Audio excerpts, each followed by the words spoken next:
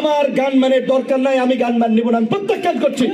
এবং সরকারকে বলতে চাই, গানম্যান দিয়ে গুলি এক ব্যক্তিকে নিরাপত্তা দিয়ে দেশকে নিরাপদ করতে পারবেন না। গোটা দেশের মানুষের নিরাপত্তায় সরকারকে ঢেলে সাজান, আইন শৃঙ্খলা বাহিনীকে ঢেলে সাজান, অন্যথায় প্রার্থীদের নিরাপত্তা দিলেন, ভোটাররা নিরাপদ বোধ না করলে তো কেন্দ্রে যাবে না। এবং আমি পরিষ্কারভাবে আপনাদেরকে বলতে চাই, আমার উপরে এই সরকার আমলে যে আক্রমণ হয়েছে সেটি আপনারা জানেন, পুলিশ এবং সেনাবাহিনীর পোশাক পরিহিত দুর্বৃত্তদের দ্বারা।